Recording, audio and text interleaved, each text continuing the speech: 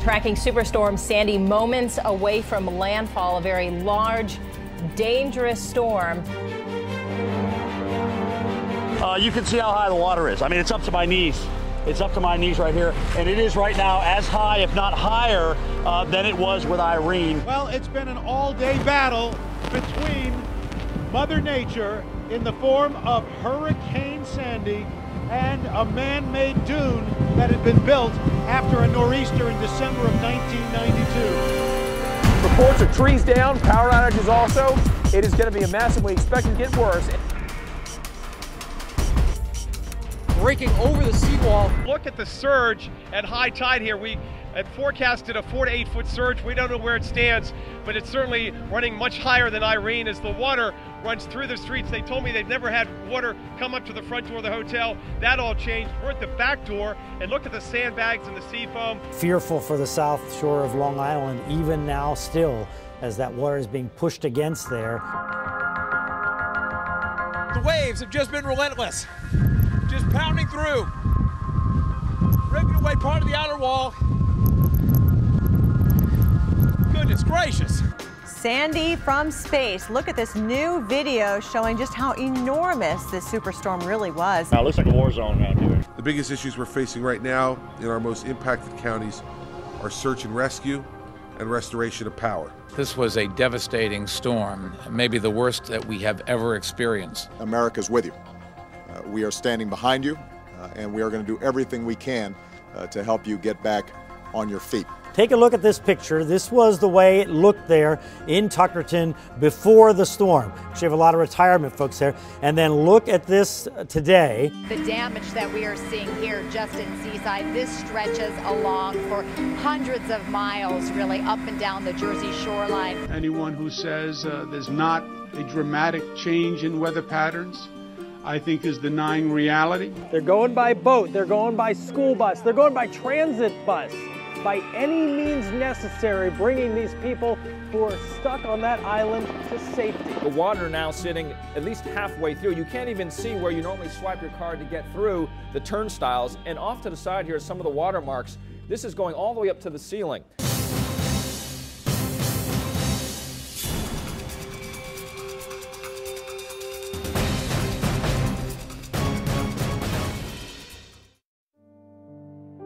Every single person on this block lost everything. I want to go home, but there's no home. I can't go home, and that's killing me. It's breaking my heart. I want to go home to my house. Troops and heavy equipment continue to move into the strike zone. We're in the triage and attack phase now of the storm. The tattered road to recovery, littered with debris, and for so many, memories of life that once was. Every single person on this block lost everything. On Staten Island, street after street, all but gone. But they are still suffering mightily. At least 19 of their own lost to Sandy. I never planned to leave here. I thought I was going to stay here the rest of my life. Phyllis Puglia didn't lose any members of her family, but lost virtually everything else. I want to go home, but there's no home. I can't go home, and that's killing me. It's breaking my heart. I want to go home to my house. Crews are clearing away what they can. Supplies and support pouring in, but there's simply not enough to meet the overwhelming need. This is not something that's going to be over for a long, long time. Though there are some signs of help and hope. Charging stations provide survivors with a lifeline. And the New York City subway system slowly coming back online. Officials are racing to get ready for the famed New York City Marathon this weekend, though many are frustrated, saying it's too soon after Sandy and a waste of valuable resources. The city of New York right now is talking about getting water out of the Battery Tunnel and preparing for a marathon. We're pulling bodies out of water. You see the disconnect here? All across the region right now, one of the reasons so many communities are on edge, as millions, Sam pointed out, millions face a fifth day without power as the temperature is dropping and basic supplies are running low. One of the hardest hit communities is Far Rockaway, New York, and ABC's Lindsay Davis reports from there this morning. It is a mess out here, George. We witnessed that for ourselves firsthand last night. On top of everything else these people are dealing with, there's stuff like this. The roads are covered in sand, which makes it rather treacherous coming in and out. In the daylight, you know, it's easy to see the scope of the devastation, but in order to really feel it, it takes being here in the dark. For those who never left the Rockaways, there's a real sense of being stuck. Anger and a feeling of abandonment are mounting. We're not sitting around singing Kumbaya. This is really a dangerous, dangerous situation, and it's a real dangerous place in the dark. Many of the residents we spent the night with say they've never felt more in the shadows of Manhattan than now, a feeling of isolation that only intensifies at night. For the 6 members of the Hoey family, a bit of relief arrived Thursday night. So how relieved are you to have a generator? It's nice to have light. But they're afraid of running out of fuel. What's been the most difficult part of all of it? I think the isolation that you feel here. You feel like nobody knows what's going on. It is 11 o'clock, 48 degrees, and the temperature continues to drop. I wish there was a way to communicate just how eerie it is on this block. These houses just pitch black. They're staying here to protect what they have left from looters.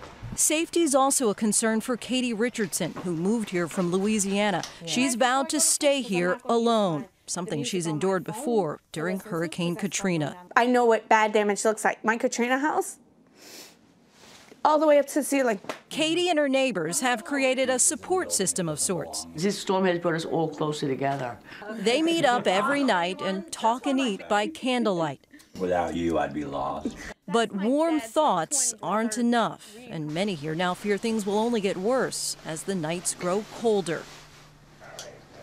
Talk about being stuck in between a rock and a hard place. This car sandwiched right in between a utility pole, and this is the boardwalk. Some people say that they've heard that they are not going to get power restored for another month. We kept hearing again and again, where is FEMA? Where is the Red Cross? Where are our elected officials? NBC's Andrea Canning is on New York's Staten Island, where residents are really reeling this morning. Andrea, good morning to you. Yeah, good morning, Savannah. The sun is out here now on Staten Island. But this is a very sad and dire situation. The death toll is now up to 19. It's expected to rise. And I want to show you some of the destruction. Take a look at this boat. It just washed right up on shore onto a residential street. And there are boats strewn all along this street, some of them even reaching the front doorsteps of people's homes. Now, everyone in this community, they are tired, they are frustrated, they are feeling ignored, they're without power, they're cold, they need food. And it's a similar scenario that is playing out in communities across this region affected by Sandy. In Sandy's cruel wake, profound loss and increasing anger as the pain she's inflicted continues to grow. Something has to be done immediately. Across a swath of the ravaged Northeast, families trying to put the pieces back together. But it's not so easy. And here in Staten Island, they're desperate.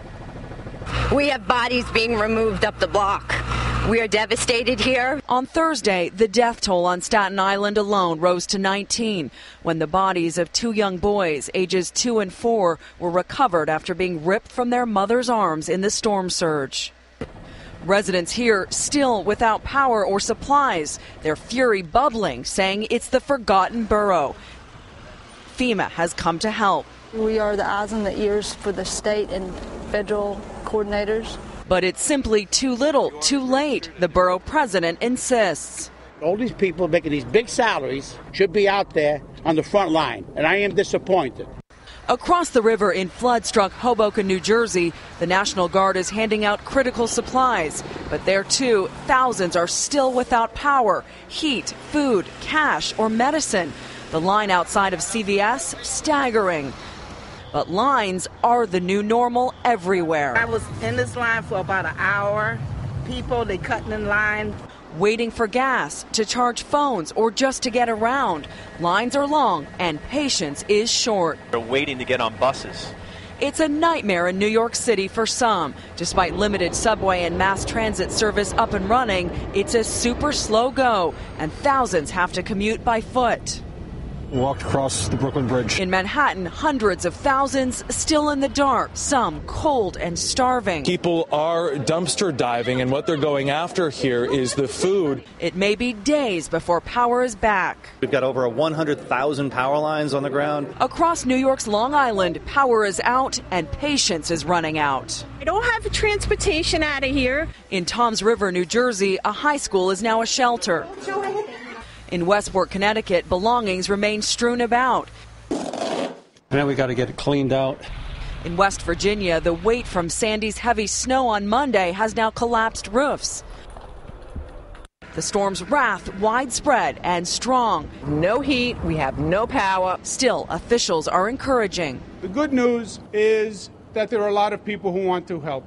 But the grim reality, not so easy to swallow. Sandy's sting far and wide. And getting back to normal means a new normal. We've been in the cold, in the dark.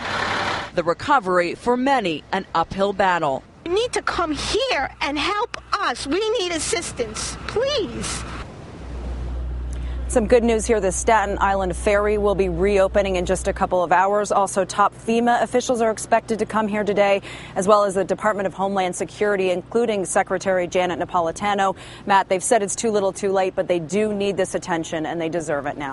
Andrea Canning on Staten Island this morning. Andrea, thank you very much. Welcome back. We want to show you this live camera location we found in Manhattan because it perfectly shows a tale of two cities. As we pan to the right, look at where the lights just stop. And that happened at the height of the storm. A power substation blew. A lot of other things happened, and the lights went out, and it left us with Lower Manhattan with no lights, and Midtown and the upper reaches of the city where it feels like a Thursday night in New York. And walking from one of those worlds to the other is truly like going to another world, as Harry Smith reports for us tonight.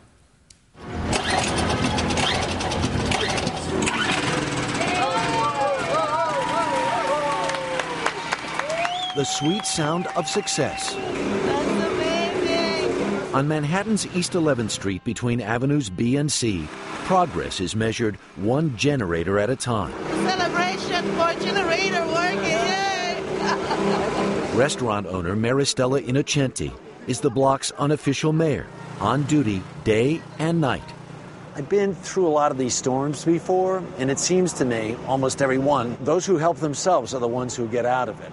Yeah. I'm watching you. You were pretty much trying to help yourself all day today. That's the only way. That's the only way, because if I have to tell you that I had other options, no, I didn't. This one block in the city's East Village is a microcosm of New York, a melting pot of income, education, and ethnicity. On Monday night, all felt Sandy's wrath. First came the water, then an explosion 2 blocks away at Con Ed rocked the neighborhood, leaving flooded basements and a huge mess to clean up. We found one woman cleaning out her waterlogged storage space by flashlight. Have you had moments in the last couple of days where the stress was just... I've had a headache for about 3 days, so yeah, it's just kind of present. Edwin Cruz brought an RV into the neighborhood and has strung power strips onto the sidewalk, an act so simple it's downright heroic. I'm 31 and all I want to do is speak to my mom, and I'm going to get emotional again. I haven't spoken to her in 2 days, so it means a lot to get it charged.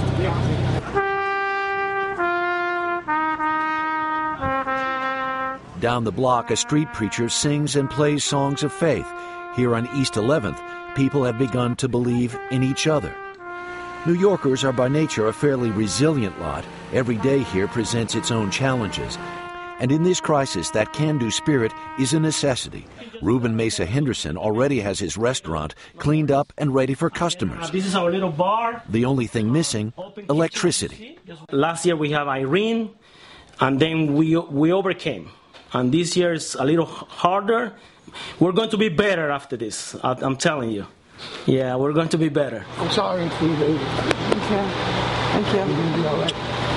Longtime resident Squeeze Leonard is doing her best to salvage the ruins of her flooded apartment. Excuse me. Thank you. She and her boys are getting the job done, but it sure would be nice to have a little help. Have you heard any response from the government, from FEMA, from Anybody? Nobody's come to my door. Hey, FEMA, come on down. Knock on my door. At nighttime, 11th Street has a different feel. It's a little eerie being in the blackout zone, especially when you look at the sky. We're in the section of the city that has no power, but there's so much light in the part of the city that does have power, it reflects up into the sky, and there's more light in the sky than there is on the street. So this is what it's like. So this is what it's like. Melissa Schertz is a nanny who lives in a 6th-floor walk-up. She's spending her nights reading by candle and flashlight, curled up with her dog, Duchess. Do you feel safe? I feel extremely safe. My neighbors, who I barely spoke to before this happened, we all have an open door policy now. A relative newcomer to New York, she didn't love this city until the storm came. My neighbors have been wonderful, and we've barely even met before. And it's just like, it's true. In times of crisis, people come together. So it's been great. I go to sleep with my door open. As the days turn into nights, goodwill and good humor have been an almost sufficient substitute for electricity. But even Maristella is starting to run out of power. Are you starting to get a little frustrated? I'm very frustrated, very frustrated. No help from anybody. Only my husband and I and a few friends and guys that work with us willing to help us. That's it. That's the only thing. All right. But one place did get help from a heretofore unknown U.S. entity. Wednesday afternoon, we watched the cleanup efforts at a neighborhood haunt called Evelyn's. Incredibly, they opened in time for Halloween. In particular, we had help from the United States Bartenders Guild, the New York chapter. Hang on a minute. Yeah. Not the United States Marine Corps. No. Not the United States anything. The United States what? The Bartenders Guild. Yeah, the New York chapter. And it's just nice to even have business on a night like this. Harry Smith is with us from high above Manhattan. And Harry, it does strike me it takes a little bit of the thrill out of the upgrade from the iPhone 4S to the 5. Without a charge, it makes a really good skipping rock down your flooded city street, doesn't it? And oh, by the way, the service down there where there is no power because the repeaters can't be charged is really crummy, too. So there's a lot of people trying to figure out just how to get along. I would say this, Brian, there's a certain reservoir of goodwill, and it's being spent day by day by day. And quite honestly, it's starting to get a little bit low.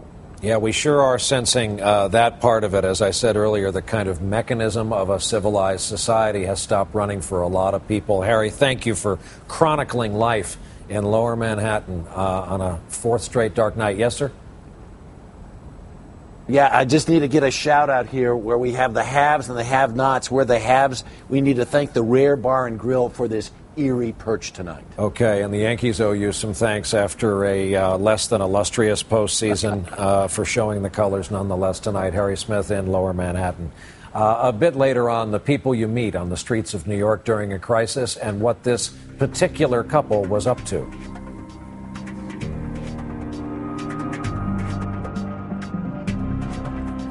The race to turn on heat and light for more than 4 million people. Tens of thousands of workers are out on the job, including those who are rushing in to help from across the country. And ABC's Ron Claiborne reports on their race against time and temperature.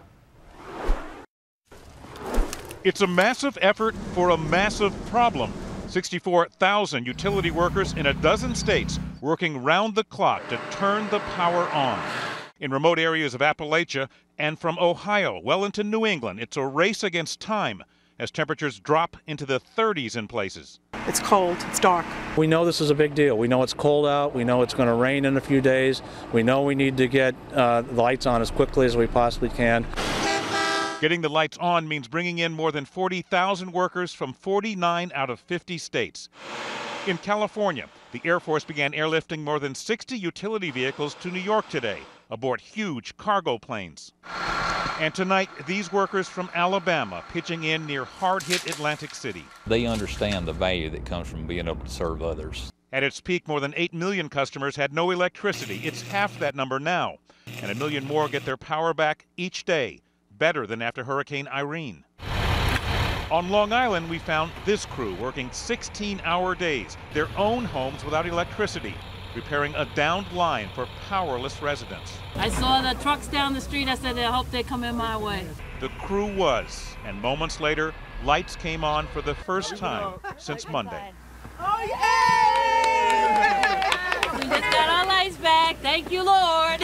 And these workers here you see behind me, they are replacing telephone poles, utility poles that were blown over by the storm. It is slow work. It takes about 2 hours to remove and replace each one of them. It gives you some idea why it could be a week or longer before everyone gets power back. And Diane, in the meantime, it is forecast there could be a winter storm approaching the Northeast sometime late next week. That is worrying news. Thank you so much, Ron. Lines at gas stations in many parts of the tri-state area remain long and frustrating this morning. NBC News' Tom Costello joins us live from the Vince Lombardi service station along the New Jersey Turnpike just outside New York City, Tom, where people are going to start wondering if the situation's getting any better today. Yeah, I think the short answer is yes, but it's going to take some time. And behind me, this is why people are showing up at the Vince Lombardi service station, because the word is out that the lines are moving pretty quickly here. This is, as you probably know, if you live in this area, it is north of the Lincoln Tunnel, south of the Jersey Turnpike. Here's where the line wraps up to. You can see the police are here to keep order because there have been some sporadic cases around the area of people getting rather uptight, especially when somebody cuts in line. God forbid that in New York, right? But all the way up around and the entire service center and back up onto the New Jersey Turnpike. Let me show you some aerials taken from a very similar scene here in New Jersey, and it just shows you these lines can extend 1, 2, 3, 4 miles or so. You guys have already been talking about the Jones Act. That's a very big deal that will hopefully move some fuel into the Northeast a little bit quicker. I can also tell you that we've been hearing that many third-party terminals in New York and Jersey remain out of power, and some are reporting significant damage, and the repair could take some time, 1 to 2 weeks. And so this is not a short fix. The sooner that they get mass transit up and running, that will certainly help alleviate the pressure with cars trying to get in. The sooner they get power back, more gas stations can get up and running. And, oh, by the way, they can pump the fuel and the gas out of those refineries and out of the holding tanks and into the tankers that are standing by. We have seen already, Carl, here at this gas station since we've been here, 3 tankers pull in, each carrying 8,800 gallons of gas. So there is gas out there. By the way, they came in from Philly. There is gas out there. The question is getting it in and getting it to the people who need it the most. Back to you. Yeah, we heard a story this morning, Tom. This you're talking about the cars. In some cases, it's just the generator or the gas can that they need to fill. Yeah. There was one, we heard a story about someone whose block, they can't remove the tree that has fallen because there's no gas to power the saws. It's just an incredibly complicated venture. Tom, thanks a lot.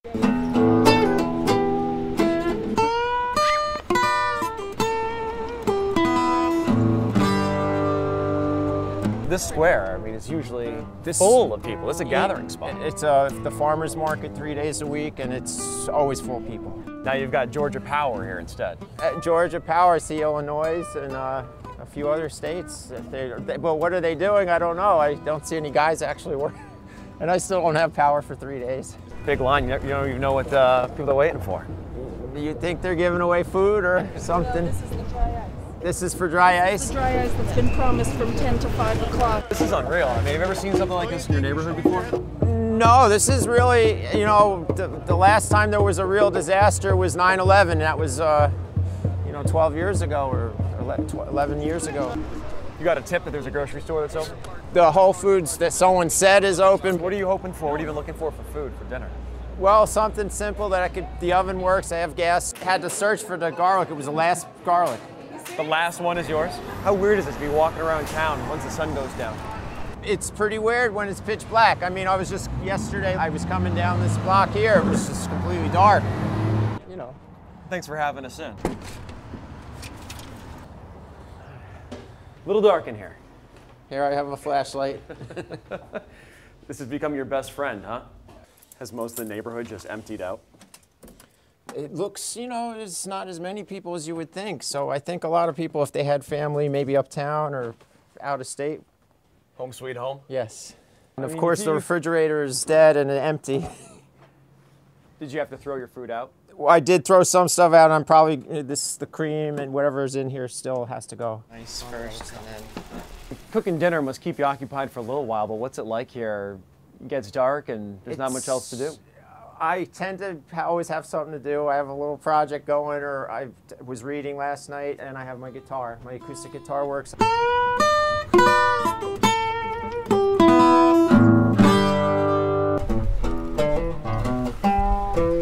What do you use to keep warm? I have my blankets, and I wore a couple layers. It was getting a little cold, and we don't have heat because the heat starts with electricity. Last night was a full moon, and it was shining right through the window for quite a few hours. So actually, that lit up the apartment.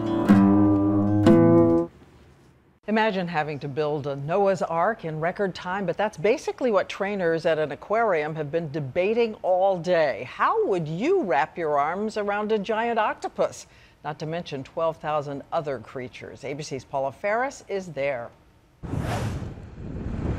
Images from inside the crippled aquarium. The octopus exhibit, fish tanks surrounded by floodwaters and sand from the ocean's surge. And now, without power, this home to 12,000 animals, including sand tiger sharks, sea otters, and a baby walrus, may need to evacuate. You can see how close, how vulnerable the aquarium was to the water. That's the Atlantic Ocean just yards away. And while the area businesses were able to evacuate ahead of the storm, there was no way to evacuate all of the animals. If the call is made to go, it will be a massive effort. One expert today saying not only will specialized cages be needed, but evacuating a shark alone requires a 12,000-gallon fish tank. As for the aquarium's famous baby walrus rescued from Alaska, it was a massive effort to deliver the baby to the aquarium. He weighs nearly 250 pounds. Tonight, the aquarium says generators have restored some power, allowing them to deliver critical life support. And while throughout the storm zone we've seen heartwarming images of pets rescued, now the decision will be made soon whether it's time to rescue these animals too. Paula Ferris, ABC News, New York.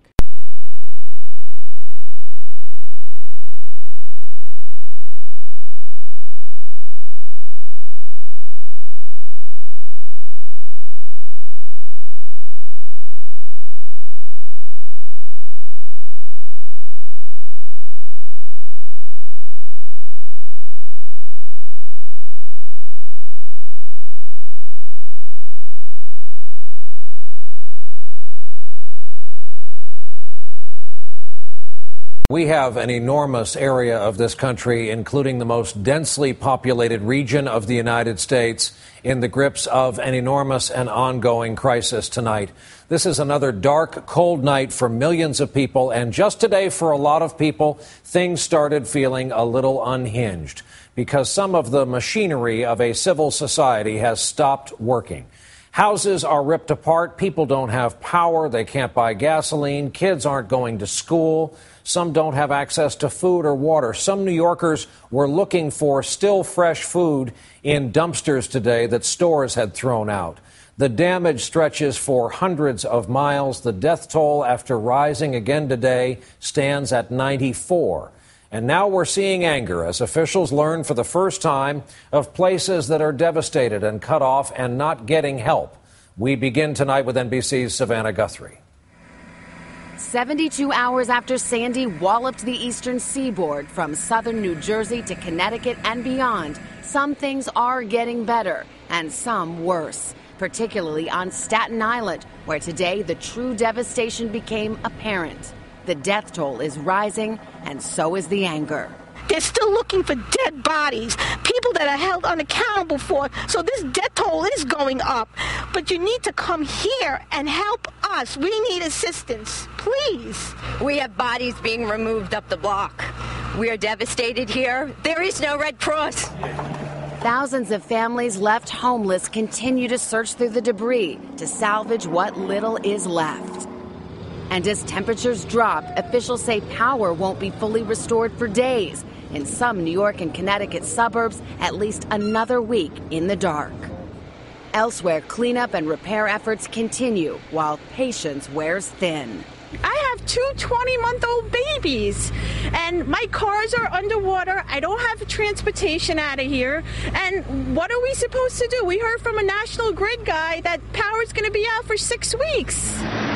New York's Mayor Michael Bloomberg promised more help is on the way. We will begin distributing thousands of bottles of water and thousands of pre-prepared meals at a number of locations in hard-hit areas. The mayor says the city remains safe with few incidents of looting. And this Sunday's New York Marathon is on. A controversial decision because it will bring as many as 30,000 runners into the already struggling city, weaving through all 5 boroughs. Today, getting around storm-damaged areas at times felt like an exercise in futility. Huge lines are forming wherever drivers can find a gas station that has power and working pumps. We've been like, what, 2.5 hours? Yeah. 2.5 hours. How many gas stations did you pass before finding this one? All of them. I don't know, 20, 30. And a new rule that limits cars coming into New York City to only those with at least 3 passengers caused miles of incredible backups at checkpoints. There is some good news. Partial subway service was restored, and the Army Corps of Engineers is helping to empty a number of still flooded tunnels. How much water are we talking about that you're going to need to pump out? Our estimates right at this point in time are 300 to 400 million gallons of water. One silver lining from Sandy, the floodwaters killed at least a few of the millions of rats that have been the menace of subway stations. But drinking water remains unsafe in many communities. Floodwaters filled with a toxic brew of raw sewage and chemicals are making cleanup even harder. Insurance companies are telling us to empty our houses out, to clean the stuff and leave it in our property. But is it safe for us to breathe in that stuff? It's all toxic. It's raw sewage. In Coney Island, the New York Aquarium remains flooded. Staffers are pumping the dirty water as fast as they can. But if they can't clear it soon, they'll have to somehow move all the animals. And along the battered Jersey Shore, in those apocalyptic scenes of destruction, in Seaside Heights, one man got a first look at his destroyed business. We just cried out back there. You know, it's an emotional thing, you know, to lose everything like that with one night storm. Finally, in places like Hoboken, New Jersey, a city that was overwhelmed with flooding, those lucky enough to have power are sharing it with those who don't.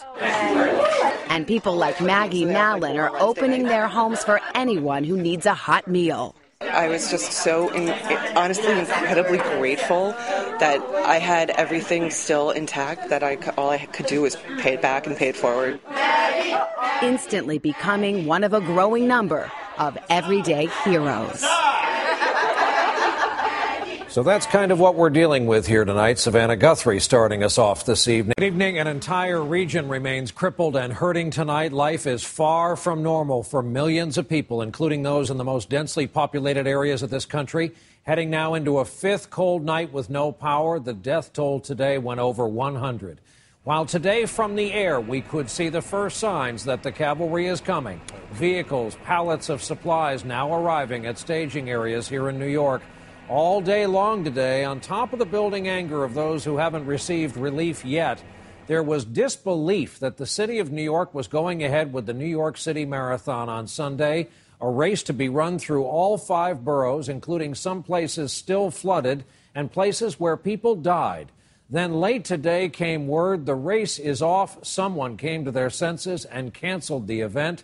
NBC's Stephanie Gosk starts us off from Central Park tonight. Stephanie, good evening.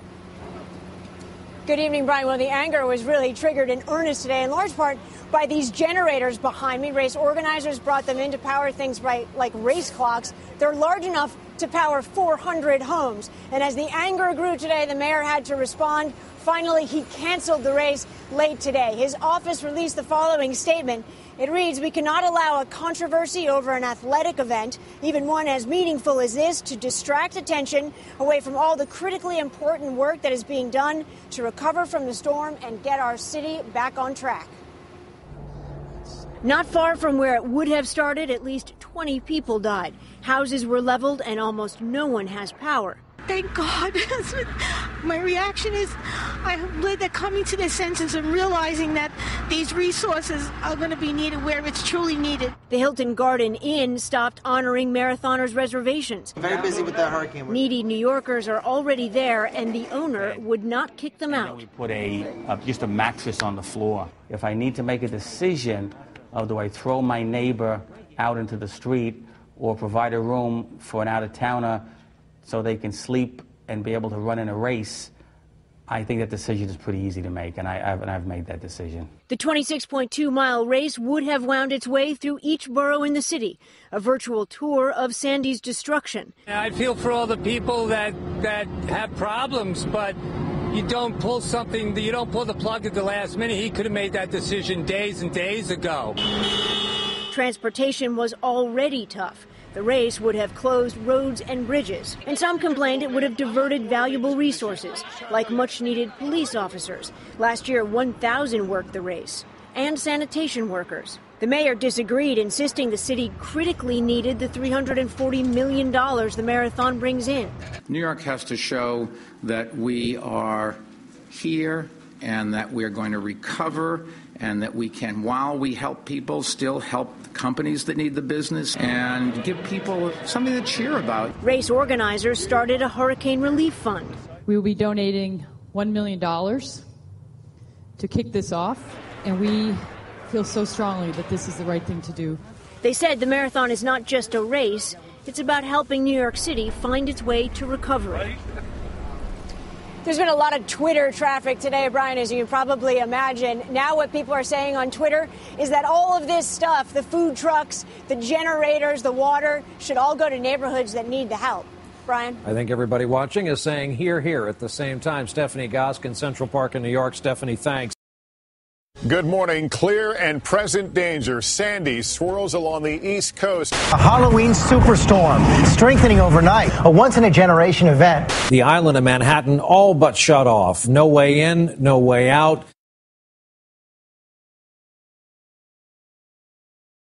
The time for relocation or evacuation is over. This is not a time to be a show-off. This is not a time to be stupid.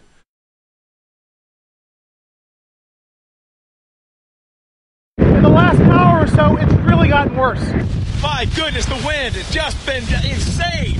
Right here at Battery Park, looking at water sloshing up across the sidewalk. Finally, Hurricane Sandy has won. After a night of destruction that hasn't even begun to be assessed. It's terrible. No power, no water, no phone service, no sewage, nothing. We have never seen something like this ever before. It was the scariest thing I have ever seen. Pools are ripped in half, flagpoles are down, sidewalks are gone. Water's rushing in, water's going by, and you don't know what to do. It was unbelievable. I never saw anything like that in my life. We don't know where they're going to take us. We don't know. Don't know. There is barely anything left of the second major pier here in Seaside Heights. The subway system that carries 5 million people is flooded. We had the Hudson River came over the banks. It was really frightening. We are essentially in a blackout in this part of Manhattan. There was an explosion at a transformer in Hoboken, New Jersey, where the National Guard arrived late last night to help evacuate residents. But NYU Langone Medical Center being evacuated. Moved more than 200 patients and even babies in critical condition. I was holding a cell phone above while they were putting in the IV and while they were putting in the epidural. These are live pictures. There has been a partial crane collapse. The stock exchange is sandbagged. It's closed for the first time since 9/11. The Breezy Point neighborhood of Queens looks absolutely like a war zone after a fire devastated that small community.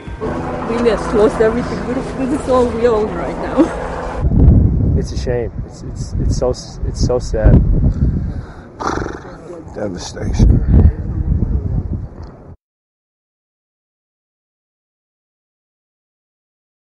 We've faced these kind of challenges before, and as we have, it's interesting to see how Americans come together. During the darkness of the storm, I think we also saw what's brightest in America. We're going to rebuild, but it's going to take some time and some effort and some resilience. Will you rebuild? Yes. Yeah, I think we all have. You know, there's no better place than Breezy Point. You know, we'll be here for each other, you know, still and through this. We are coming back, definitely. Without a doubt, we are coming back, all of us, together.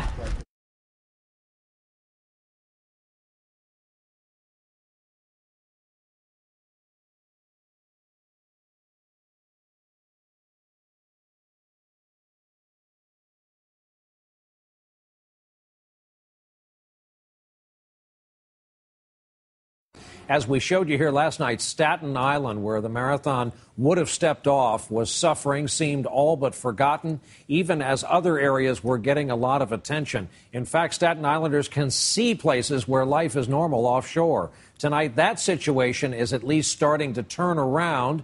NBC's Andrea Canning is with us tonight from there tonight. Andrea, good evening. Good evening, Brian. And what a difference a day makes. Just 24 hours ago, people here were crying for help on live TV, feeling all but ignored by local and federal governments. This morning, all of that changed.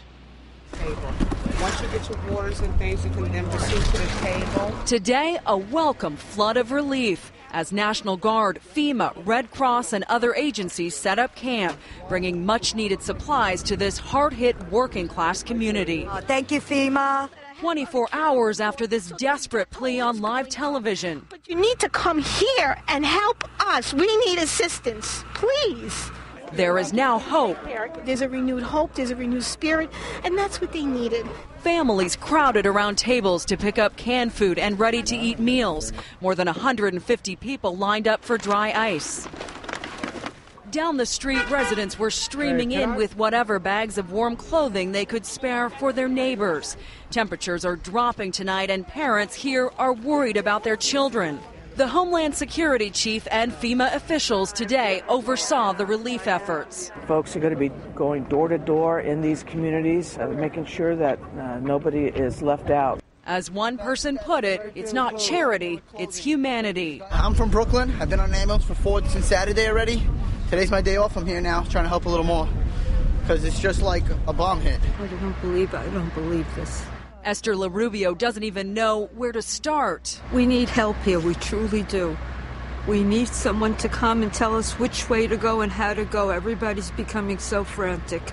She feels lost in her own neighborhood. There's the boat lodged in her house, the water damage, and the tangled web of wires hanging over her yard.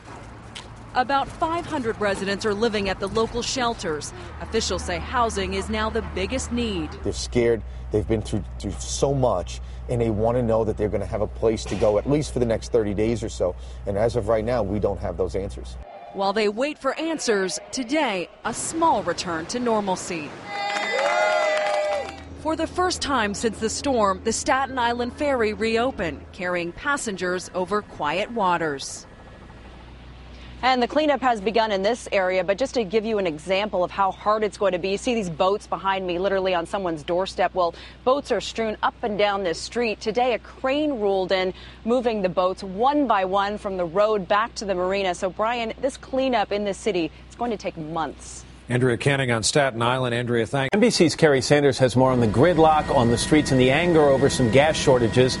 He's live above Union, New Jersey, where drivers are lined up waiting for a chance to fill up. Kerry, good morning. And it is a long wait. Let's just take a look right out here. We're off the Garden State Parkway, and you take a look at this Sunoco gas station. Okay, it looks like things are pretty good. Now when we take the camera and you start to see how the line extends, you're just going to start scratching your head because people are in lines for 4 to 5 hours. There's one story at a gas station of people actually getting there last night at 5 p.m. and sleeping in their cars. But look at this line. It just goes endlessly. And in some of the stations, they're actually limiting the amount of fuel that people can get once they actually get up to the gas pumps. Now, think about this. People are low on gas. They're getting in gas lines, but they can't shut their engines off because it's cold. In fact, it's going to get into the mid to low 30s tonight. So folks who are waiting for gas are burning gas, and it's got a really cascading effect here. Bottom line is this is one big headache for those who are trying to get fuel. The EPA says that they've lowered some of the standards on the fuel mixture so that more fuel can be brought in, but without electricity to pump at every gas station, only some gas stations are open, Matt, and this is what those are having to go through. And that problem seems to be getting worse, not better. Kerry Sanders above New Jersey this morning. Take a look. Parts of the city were celebrating tonight as their lights came back on. But in so many other places, a very different story. Families were bundling up to keep warm in the bitter cold. Take a look. A baby swaddled in the candlelight. Neighbors sit by campfires in the street. A family huddles for warmth in their home, choosing their own house over a shelter. And everywhere there are those lines waiting for even a few gallons of gasoline. And ABC's Alex Perez has been out all day with the families waiting. In Lower Manhattan tonight, hundreds of New Yorkers lined up for food. For many, the first hot meal they've had in days. But while the power is turning on right now, thousands throughout the region are still bracing for a very cold night. Help also arriving in blacked out communities like Staten Island and the Rockaways, where neighbors are planning for another night in dark homes. It's really a dangerous situation, and it's a real dangerous place in the dark. 1.3 million people are still without power tonight in New York. In New Jersey, 1.5 million. Even those lucky enough to have generators are worried that gas is running out. Where there's a working pump, you'll find endless lines of people. Ben Beavis is one of them. 3 hours he's been waiting in this New Jersey line to fill his 2-gallon container. He's been using extra blankets to keep his baby son warm. It's freezing cold. Nights are not nights, you know. It's we have to go to places and warm up things and come back home. From lines of people to lines of cars stretched down both sides of a highway waiting to fill up. Wow. 7 hours here already. More than half the gas stations in New York City, Long Island, and New Jersey are shut down tonight, many because they have no power, but others are just tapped out. Complicating matters, Sandy shut down New York Harbor and most of the tanker refueling terminals. Tack on damaged roads, it's been hard to get gas to stations. So to the extent there is a shortfall, shortage of fuel, that's because there is a shortage of fuel. Tonight, New York's port is open for gas tankers, the governor easing regulation to get the fuel into the harbor. In New Jersey, FEMA and the National Guard are working with gas companies to supply empty stations. So we're on top of the gas situation. And that help could not come any sooner, Diane. Even at this hour, there is still a long line of people waiting for gas here at this station in Clifton, New Jersey. The owner here tells me he got a full gas delivery early this morning. He expects to be completely dry within an hour. Diane? And we saw one of those people waiting, rubbing his hands in the cold. Thank you, Alex. In the 5 days since Superstorm Sandy ravaged the East Coast, those caught in its path are still reeling from the magnitude of the crisis. We now know the storm took the lives of at least 105 people and caused an estimated $50 billion in damage. It knocked out power to 8.5 million initially, and 3.6 million people still remain in the dark tonight. And late today in New York City, the largest marathon in the world was canceled for the first time ever in its 42-year history, following days of outrage at the specter of precious resources being deployed away from relief efforts. Not far from the starting blocks for the marathon, Staten Island is a wasteland of destruction. Within seconds, my street was getting flooded with water. Jennifer Sorrento has been staying at this Hilton Garden Inn since the storm forced her to evacuate. They didn't have jackets, they didn't have nothing. We had nothing for them, no diapers. We just literally ran for our lives. She's not alone. The hotel is packed with families, all displaced by Sandy's wrath. Normally, this time of year, the front desk would be bustling with runners from all over the world who made reservations months in advance. But this hotel owner made the tough decision not to kick out his current guests in order to make room for marathoners. It seems to me that a hotelier like you has a moral dilemma. Well, I don't know if it was a moral dilemma. It was just the right thing to do. He was worried his corporate bosses would be upset with him. But this morning I got a call on my cell phone from the president of the Hilton Garden Inn, who said, you know, I could always cry. He said, we are with you. So whatever you need, you know, we'll do whatever you need. With their generous support, he's even playing host to the Red Cross volunteers who are sleeping on cots in one of the hotel's ballrooms. They're not used to white duvet covers here where they come from. These are Hilton cots. They're camping in places. Much of New York is still in a state of emergency, as we saw today. It looks like traffic, but this line of cars is actually a gas line.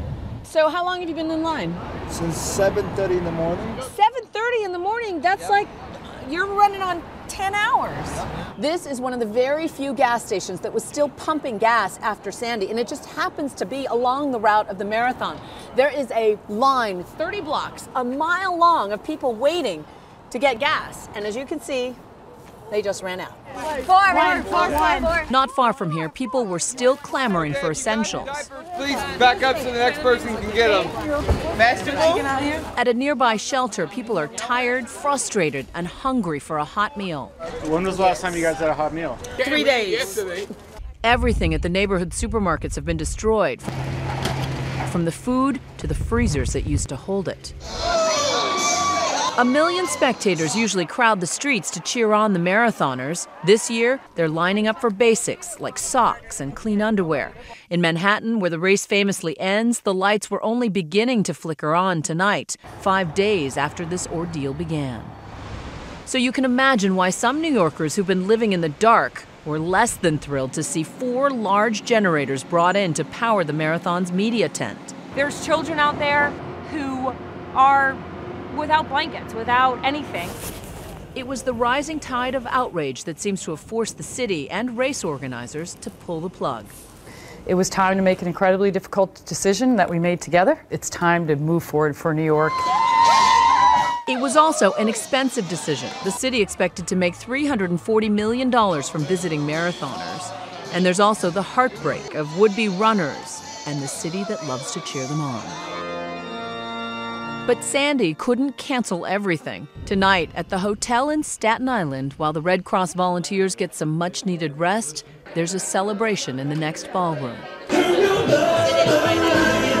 The bride's family home was destroyed, but the parents say they never once thought of calling off the wedding. For a day, you have to put all the sadness aside and just live for your children, because that's the most important thing.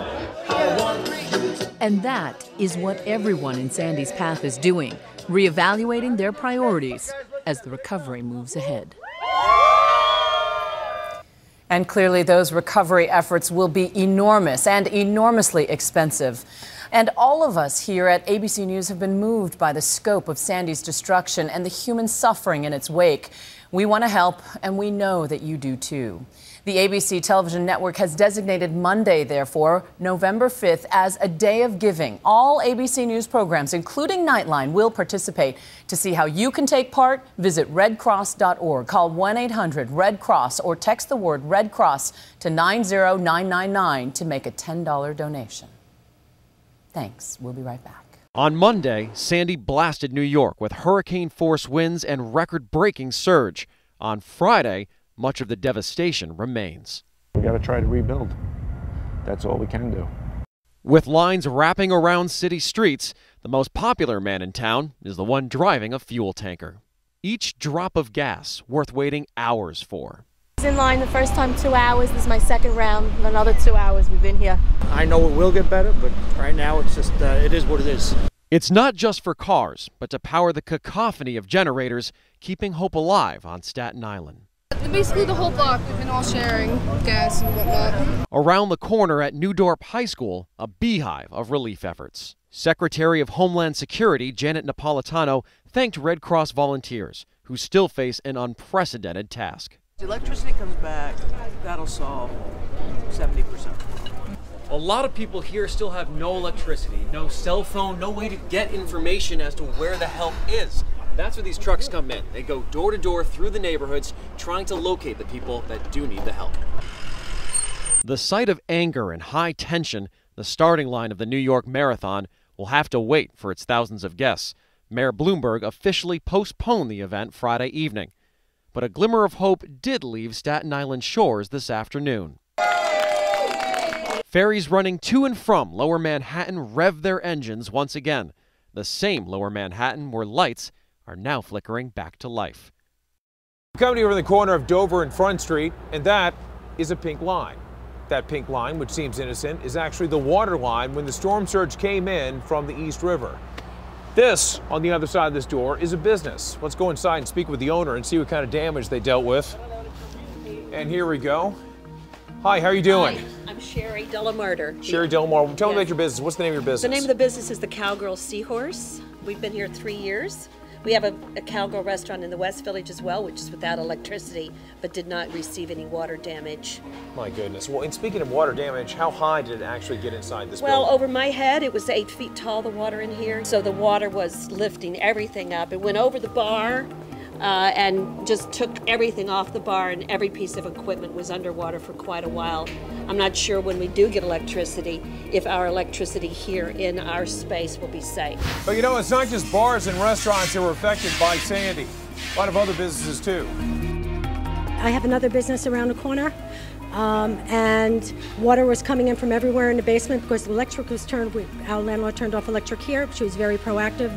We appreciated that, so we went around the corner where we still had electric, and then all of a sudden we hear water coming in, and we went into our basement and water was coming from everywhere. The electric went out at that point.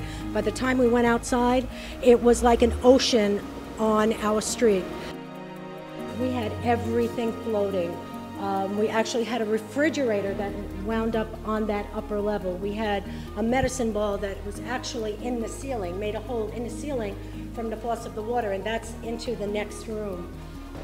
Total loss? For you? Oh, everything. Everything. Water came in, came out, and you still have standing water on much of the street. What's interesting about this specific street is that normally you'd have a lot of people coming through, a lot of tourists, a lot of locals enjoying themselves, maybe getting a nice beverage or two. But now you're basically filled with crews cleaning up. That's the purpose, cleaning up after this massive storm came right through the area. I'm meteorologist Reynolds Wolf. We begin this hour with the dropping temperatures and rising tempers as people go without power and gasoline in parts of the Northeast. Katie Tur is over on Manhattan's west side, outside a gas station there. Katie, good morning. Hope everyone's behaving.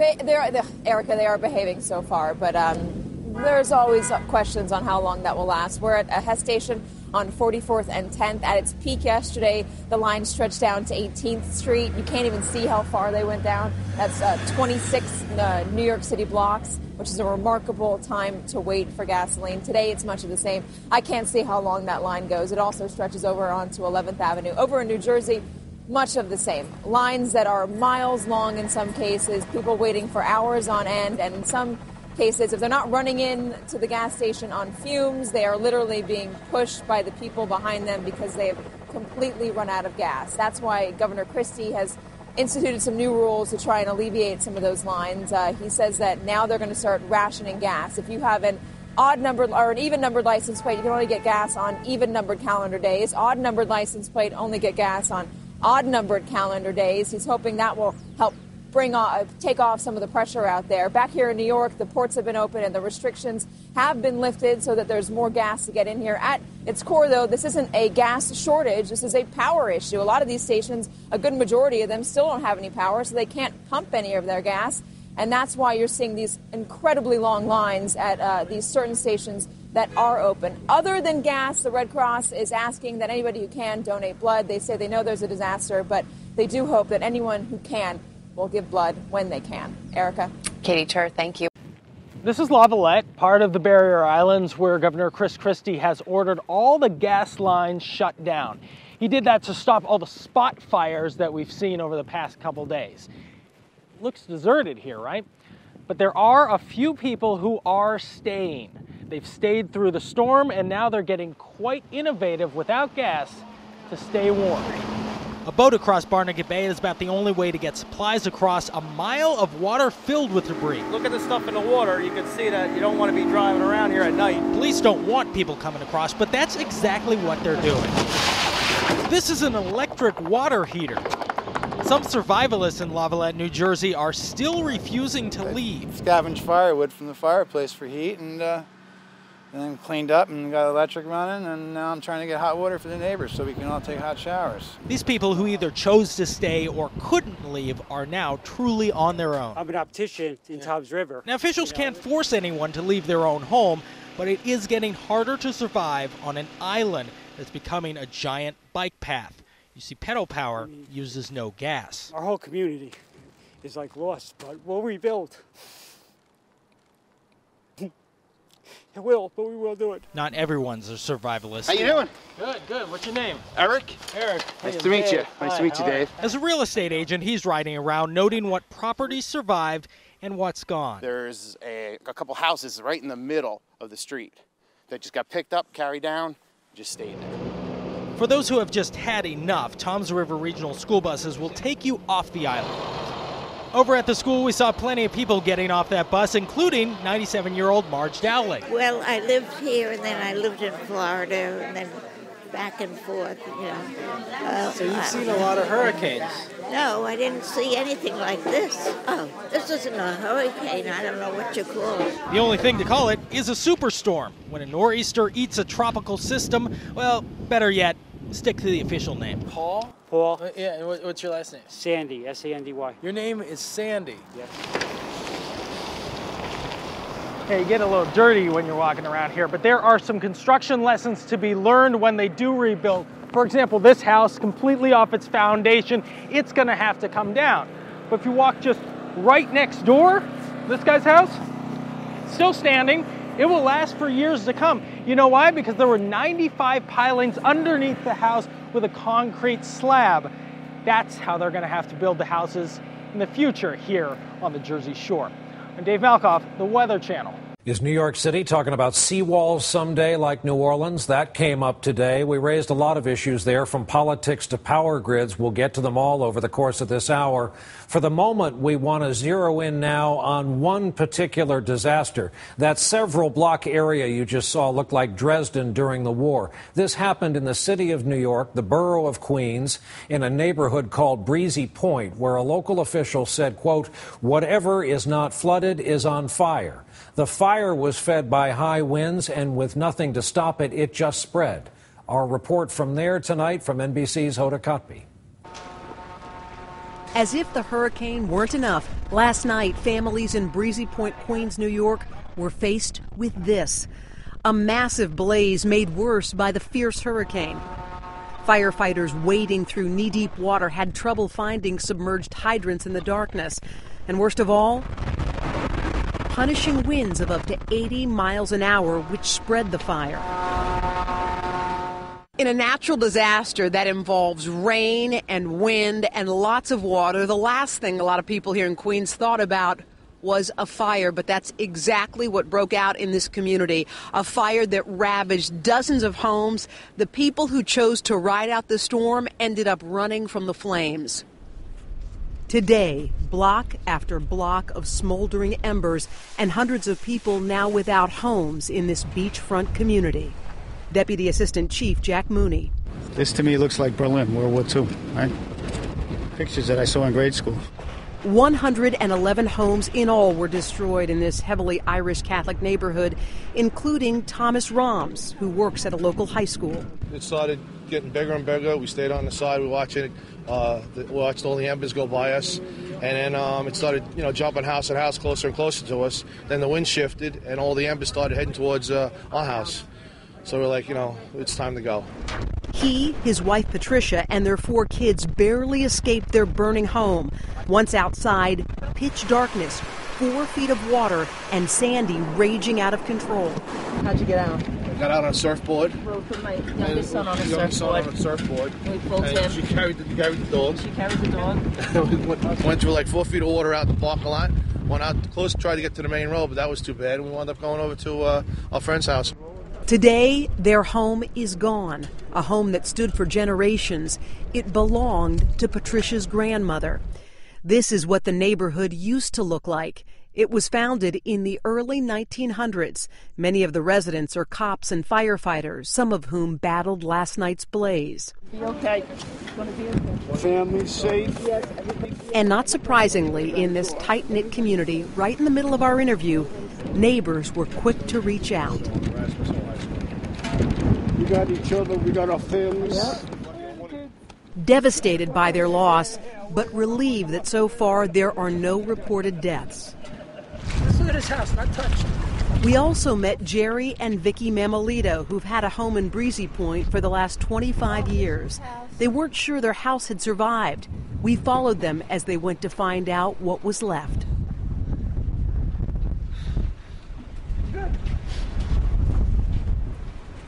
good news. Some damage, but still standing.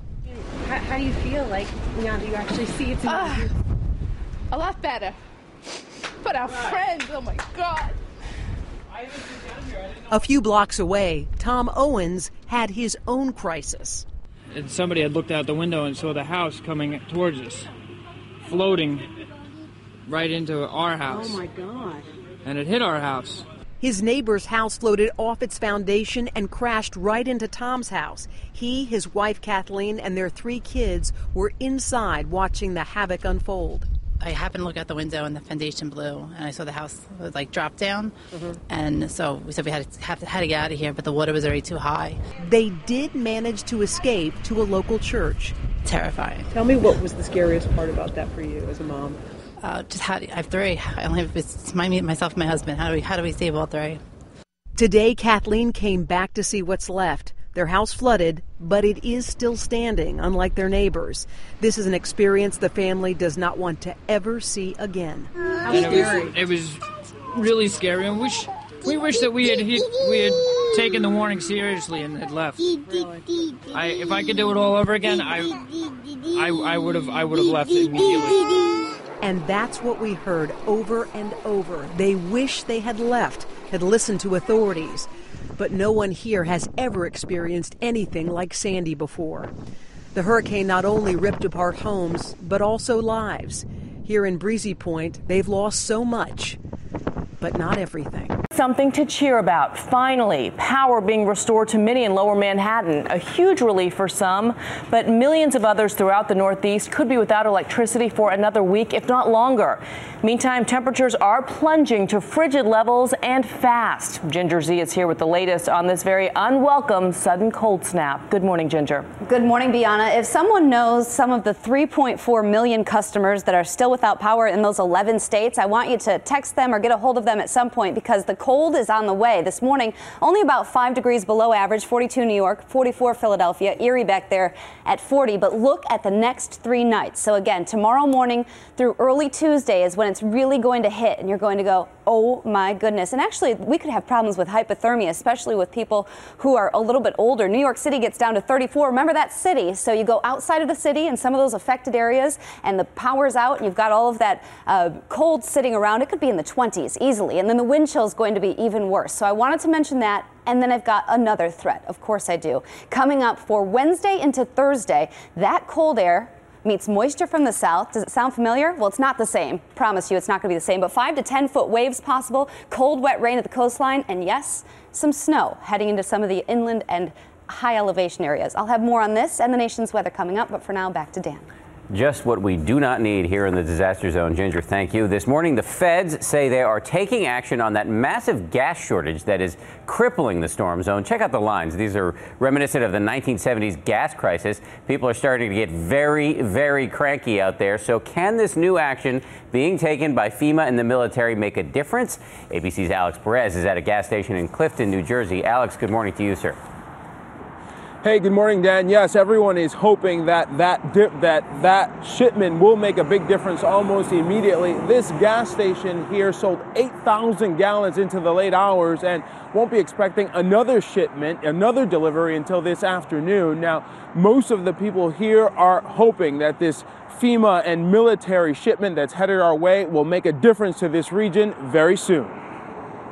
This morning, New York is opening up and New Jersey is cracking down. In an effort to improve the tri-state gas shortage, the New York port has been opened for gas tankers for the first time since Sandy made landfall. We actually saw a fuel barge coming down the Hudson River before. Until things return to normal, Governor Chris Christie has signed an executive order rationing gas for passenger vehicles in 12 counties. We're on top of the gas situation. Here's how it works. Starting today at noon, owners of cars with license plates ending in an even number can only purchase gas on even numbered days. Owners with plates ending in odd numbers on odd numbered days. 2/3 of the gas stations in the New York metro area are now out of fuel, and more than half the stations in New Jersey and Long Island are shut down. Some have no power, others sold out, completely drained. And for some, like Joanne Hughes, the wait for the pumps isn't just a long line, but a lifeline. With her father undergoing an emergency bypass at a hospital 40 miles away, the only thing keeping this daughter from her father is her lack of fuel. His surgery's at 2. That gives me about 2 hours to get gas. I'm hoping I make it. And you've been in this line for about 40 minutes now. Already, and I don't even know. I have no idea how long it's going to be. A question that everyone is hoping will be answered soon. And it took Joanne about 8 hours before she was finally able to get the gas she needed to see her dad in the hospital. Supplies are not expected to return to normal levels until about late next week. Bianna? Not good news for so many people. All right, Alex, thank you. It's the weekend, but there is no break from work in the wake of Sandy. We have a long road ahead of us to get over the storm, but it doesn't mean that we have to do it alone. We work on it together. Survivors are coming together in communities all along the coast. It's just awesome. It's just great how people are all getting together and taking care of things. But there continues to be so much to take care of. Miles of debris, millions without power, and gas lines that continue to grow. Fuel is on its way. You don't have to panic. We don't need the anxiety. We don't need the lines. Be prudent, but fuel is on the way. Rationing has started in many areas, and 28 million gallons will be delivered to the region soon. FEMA recovery centers provide the basic necessities, including food, water, and warm clothes. The recovery process is difficult. President Obama met with officials and promised the support will continue. We're going to spend as much time, effort, and energy as necessary to make sure that all the people in New York, New Jersey, and Connecticut know that the entire country is behind them in this difficult recovery effort. An effort sustained by neighbors and friends, all pulling together in face of overwhelming disaster. It's amazing how people are coming to help. It is. We're blessed. Blessings felt, but sometimes hard to see in the mess that Sandy left behind. I'm meteorologist Jen Carfagno. I want to talk now about Hurricane Sandy's aftermath. There are still more than 1 million people in New Jersey without electricity, and in some places, entire communities are completely destroyed. Highlands, New Jersey, one of those towns. Michelle Franzen is there for us. Michelle, good morning. Well, good morning, Lester. This blue-collar fishing community is used to riding out the storm, but no one was prepared for Sandy's force. Take a look at this home in the downtown, the water surge line well above my head. As a result, the majority of homeowners here cannot return to their homes, not just because their homes are flooded out, but with massive debris, including sometimes boats lodged in the yard. Now, the biggest challenge for this and other communities is just being able to provide the basics at this point: food, water, and shelter. Eileen Skiff has a hot meal and a warm place to stay. The local high school, her temporary shelter now for nearly a week. I've learned in life you have to be thankful for the good things. We're all alive. She and her dog Maggie are among the residents in Highlands, New Jersey, who were forced out of their homes when Sandy's surge flooded this seaside town. In some areas, we had about 12 to 17-foot surge of water come in, went into 1,200 or more of our 1,500 residents downtown and displaced all those people. Everything got wiped out. Amanda Moskowitz and her family barely made it out. Saturday, she gave Representative Frank Pallone a tour of the damage, which included a boat slammed against the house. Still, she's hoping to rebuild. My son is actually the 4th generation, so we brought him home to this house. We love it. We want to stay in this town. We love the town, but if there's nothing we can do, we would have to leave. A lot of people are worried about not having the shelter. These cold nights. I'm very concerned about, first of all, there might be another nor'easter coming, and, we just have to make sure that everybody has shelter.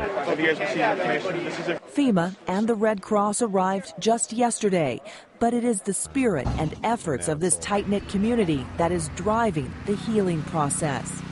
running out with a generator. Leading the way, the mayor, who knows the devastation firsthand. He and his family lost everything, too. And this is all of our kids and family stuff that we had to take out of the house because it's all contaminated. Now, as this community starts over, residents are also gaining comfort and strength in knowing they are not alone. And the mayor and his family are also staying at the shelter. And now, Lester, he and other officials are trying to clear the way for FEMA to bring in temporary trailers for long-term housing needs. All right, Michelle Franzen in Highlands, New Jersey this morning. Thank you. A welcome sight all across the New York metro area, including this gas station in Manhattan. The station got its first delivery at 5 a.m. Saturday, and in less than 5 hours, it was gone. This delivery came in a few hours later. So the lines continue on foot. I have close to zero. I got my gas lighters on right now, so, this is how I got to do it. I'm on fumes. Or by car. For many, there is no choice but to wait and wait for hours to fill up. Besides, I'm losing money. People trying to get a cab so they cannot go to work, they lose money too. More fuel is on the way, according to New York officials, as well as help for stations with fuel and no power to the pumps in the form of generators. And in several locations in the 5 boroughs, mobile setups. Those trucks have both fuel and electricity, and you can actually fuel up there, get 10 gallons for free. Meanwhile, New Jersey drivers are on an odd, even rationing system as that state works feverishly to get the power back onto their stations. At this station here in Manhattan, help cannot come soon enough. If I didn't have to get to work, I would leave my car, but transit was messed up. I saw some of the bus lines, and it was ridiculous. People was like sardines in a can, and I'll wait. I'll take my chances. We say to the people on the gas lines, you'll feel relief soon. The lines will get shorter, hot tempers will cool, the prices will go down, and your normal commutes will resume. So slowly relief comes, but suffice to say, life here won't completely get back to normal for a long time to come. I'm meteorologist Paul Goodloe. As millions of people try to recover from Sandy, scientists are studying the damage done to U.S. beaches. In some areas, the landscape could be forever changed. Here's Kerry Sanders. For many people, the destruction caused by Hurricane Sandy will change their lives forever. To see these homes disappear like this, it's heartbreaking, and we know it will never be the same again. But beyond the massive destruction we can see, there are changes that are less evident. Changes that resculpt and reshape the coastline, sometimes in profound ways. One of the lasting legacies of this hurricane from hell could be accelerated beach erosion. I wouldn't be surprised if we lose 10, 15 feet of beachfront along the coast of the United States. You can see the damage in newly released photos from NOAA. This is Seaside Heights, New Jersey, before Sandy. Here's what it looks like now, a much different scene, devastating for people who live here. Just days ago, this was a popular shoreline amusement park until Sandy moved the shoreline, and hundreds of homes that used to be beachfront were swallowed up as the Atlantic ate away the beach. And then there's this on Fire Island. Mother Nature resculpted the coast, and in the process, well, you can see portions of the road collapsed. Over the years, Fire Island itself has gotten bigger and smaller. Somewhere in this area was the end of Fire Island, so this all through the years has built up. But now we see Mother Nature maybe taking some of it back. Maybe.